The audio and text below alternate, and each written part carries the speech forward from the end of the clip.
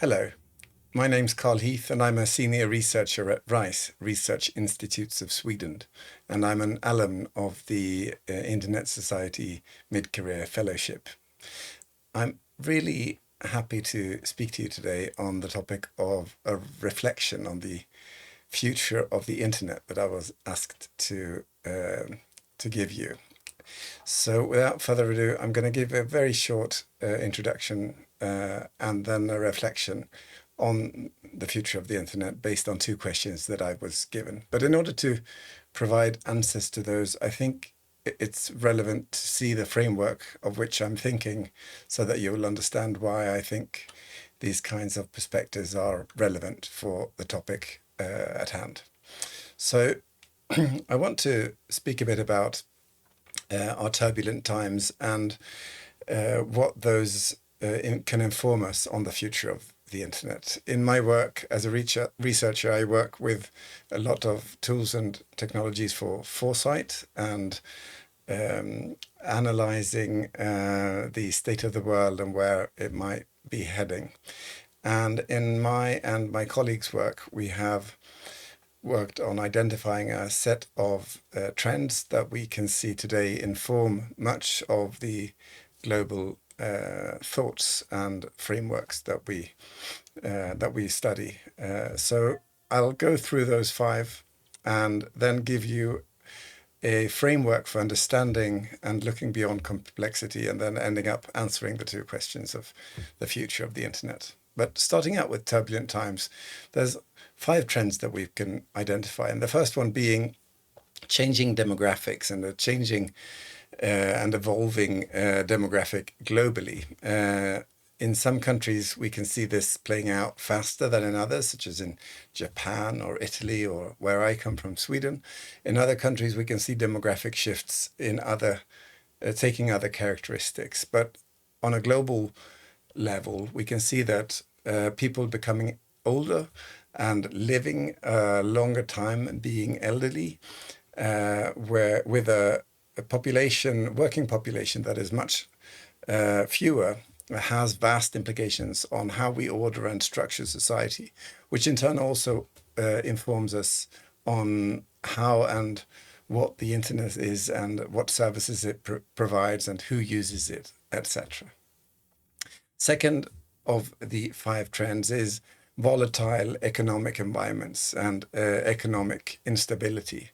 We can see that our financial institutions being connected over the internet has created a system that is really, really complex. And it seems to be that no one really can understand the interconnectedness of the global economical system, which create a lot of more unforeseen events, which in turn creates a high degree of volatility, which in turn creates issues when it comes to planning, understanding, investing, and so forth. Third major shift is, of course, our major technological breakthroughs over the past decades, where the internet, of course, is one thing, and where mobile internet and the times we are in now with AI, artificial intelligence, really plays a real important role in the forming and shaping of the technologies we use and how we as humans interact and engage using these tools. Fourth area is a very changing geopolitical environment. After the end of the Cold War and the fall of the Berlin Wall in 1989, we have been in a relatively open world, a global and an interconnected world. And over the same period, we have seen the growth of the internet and our global institutions governing the internet and internet operations. What we can see now, after the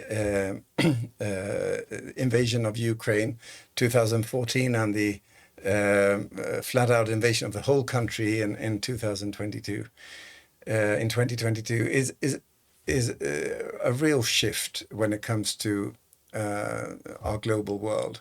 That, in combination to a more aggressive and dominant China, asserting pressure on Taiwan, and other regional conflicts that tie into these, what's happening in Africa at the moment, for example, really puts change on all kinds of global issues, the internet being one example of it. Just as a small example, the use of satellite-based internet in the war in the Ukraine is a game changer for the war. And who's in control and what those kinds of technologies means plays a really important geopolitical role. Where we produce microchips, where we have knowledge about artificial intelligence, how we build our and organize our assets based on the notion of geopolitics has become a really, really relevant factor. Fifth and final of these shifts is, of course, climate change. The red arrow here symbolizing one out of a number of different measurements over this last year, just informing us about how powerful and changing climate really is. This is the seawater temperature in the North Atlantic just before the summer, where the red arrow is this year and the other arrows are all the other years. And we have the same kinds of really shifting, climate change shifting measurements in a number of different areas. This causes for a real global need to act in ways that we haven't previously seen, and where our use of technology and our use of internet will be of utmost importance in order to mitigate the consequences of ongoing climate change. So just to recap, we have these five shifts in our turbulent times: a post-normal social condition, economic turnarounds, geopolitical tectonical shifts, nature's limits, and an accelerating technological transformation that combine into creating volatile times, and where it's really hard to see what's coming next. And in order to sort of understand where we are at in this kind of turbulent times and a paradigmatic shift, one way of understanding transformation and how to go from one environment to another is to look at it through two frameworks. One being Barney, which I and colleagues have used over the past year to understand the sort of temporality or the shift between an old and a new system.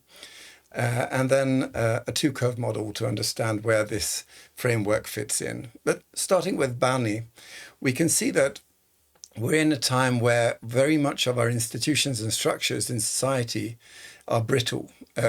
We can see that strong and stable systems around us, in fact, have these brittle points and unexpectedly shatter when attacked. We can see it, for example, in the war in Ukraine. We can see it in breaking points in our climate and in a number of various different fields, where what we thought was how things worked suddenly changes and becomes vastly different. These incidents can create a kind of anxiety-inducing feeling, a feeling of not being in control, which in turn enhances anxiety and distress and fear. And we can't really see a way out of things. When we try to understand things, we can see that many of the patterns in this complex world we can see behaves increasingly non-linearly and chaotically. It's hard to see how things are connected, and they're seemingly incomprehensible. And when we try to understand it, when we try to learn more, we gather more information, but we're also living in a time when we have access to more information that we can comprehend in a lifetime, which in turn amplifies and shifts complexities even more. And this kind of environment to be in, a sort of brittle, anxiety-inducing, non-linear and incomprehensible situation, is something that we obviously don't want to be in. And we need to see that this is part of a transformation. And by understanding the nature and forces of transformation, we can come out of this system. So what do I mean about this? Well, one way of looking at it is looking by using a model called the two-curve model, where we can see that we are in a current system. It could be a a way of organizing our society, or it could be a way of organizing a company or another institution, where we have organizers and custodians of that organization who are put in charge of seeing to it that we have stability and structure, and where the system that we have is upheld. But when we have all these external pressures from climate change, geopolitical shifts, technology, volatile economical systems, and changing demographics, the way we have organized society and structure just doesn't cope with these kinds of shifts and changes. So what happens then is that pioneers usually tend to inform themselves and others that sort of this way of going about just doesn't work. We need to do something else. And they start forming networks together. And after some time, they also try or create new emerging practices in order to cater for situations that the old system clearly isn't capable of doing. This starts to form the emergence of a new system. It's not set yet, it's not structured, but we can see some kind of emergent behaviors within something new that obviously can become quite threatening for the old structure, especially custodians of the old systems who perceive this new thing to be some kind of threat. We can start to see the outline of a new dominating system, but it's not clear from the vantage point of the old system what this new thing is. And we need to go from the old system to the new system in order to adapt society and organization to meet the needs and requirements of the age that we are currently in. And this sort of situation that we're in between the old and the new, that's where we would have this kind of feeling, this kind of brittle, anxiety-inducing, non-linear and incomprehensible situation. It's hard having the framework of the old, understanding the new, and it's hard being in the new system, emerging system, to understand why the custodians of the old system are keen to keep a hold and grasp of that old thing. It's also the case that the old don't want the new wants to get rid of the old, but taking a step back, we can see that the old system contains a lot of wealth and resources that we would need in a new system. So I've put in hospice up in the end of the blue curve, and just symbolizing that we need to sort of cater for the old in such a way that we can use that in the context of a new system. Obviously, we also don't know where this new system might evolve. We don't know where it will end up. And this in turn creates a number of uncertainties where we need to be able to navigate complexity in new and other ways, where the methodologies of the old system just don't cater for understanding the new. And this is sort of where I think we are when it comes to the internet as well.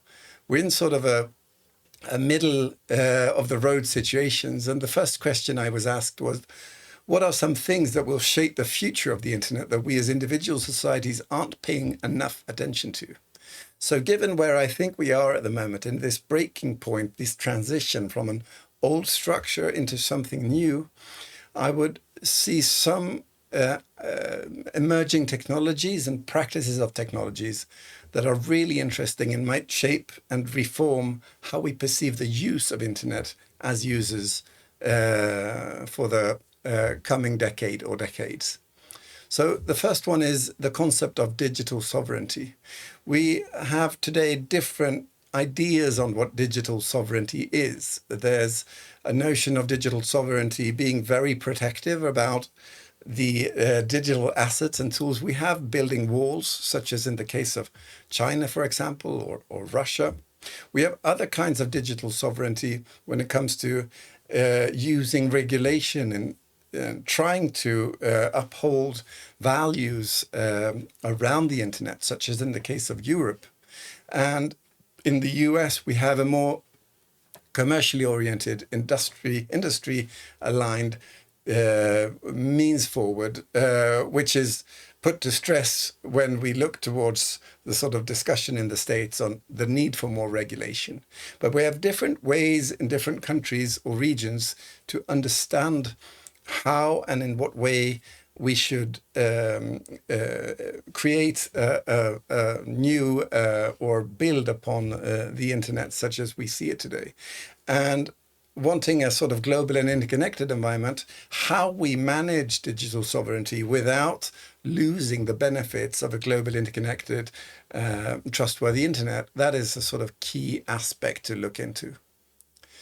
Another one that's really interesting is the emergence of new technologies such as homomorphic encryption, a kind of encryption that means that you can have an encrypted database that you can share and use and gather data from whilst it still is encrypted.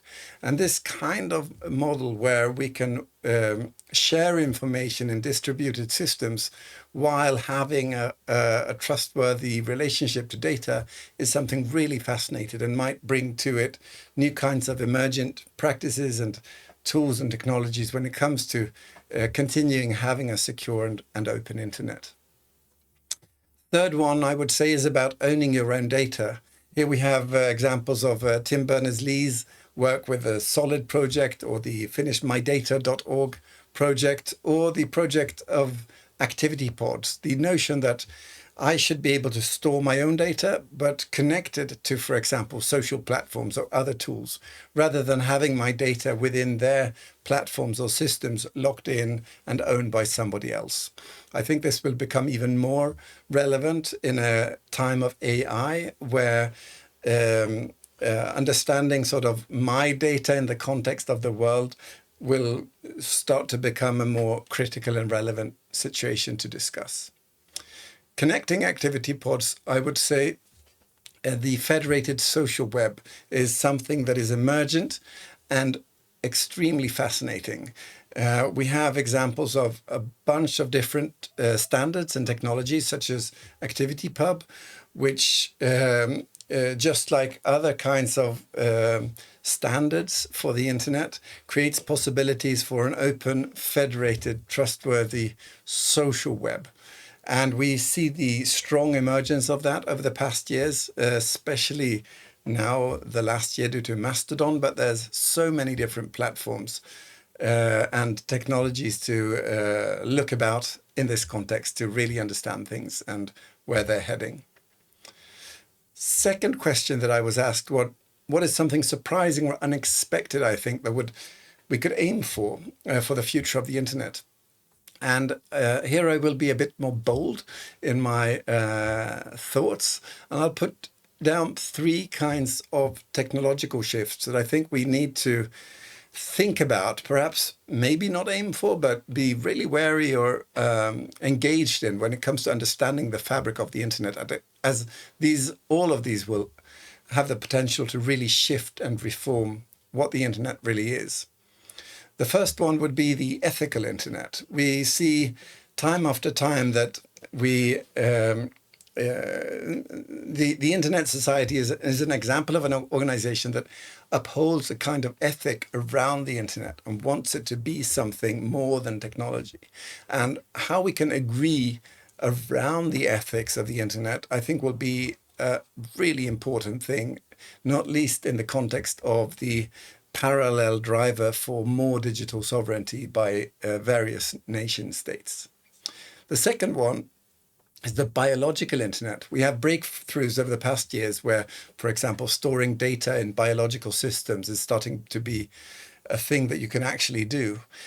We see brain-computer interfaces being explored in labs around the world. And in the situation where it becomes cheap and affordable to connect biological and technical systems in a high degree, we will do that, which means that we will interlink the human biology with the internet. And in that situation, we really need to think a lot about what the internet is and how we as humans might benefit from this or might be put to harm. So this is sort of another dimension.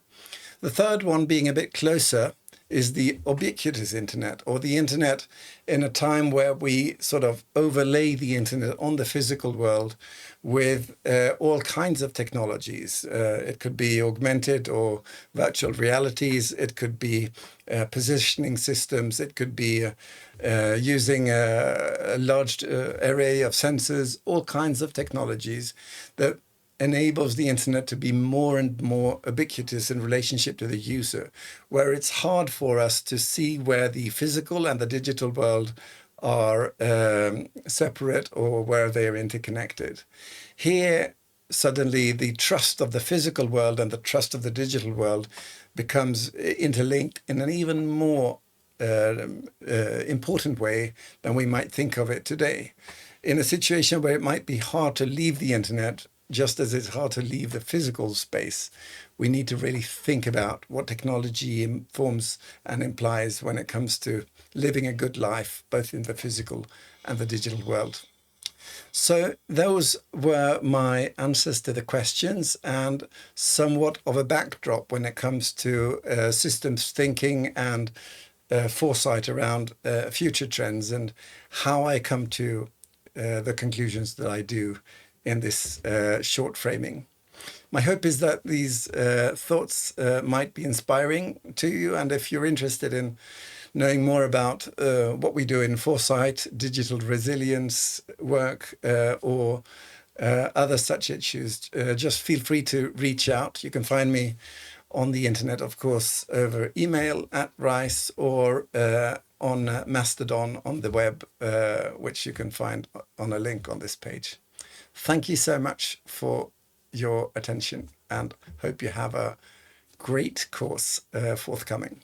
Bye.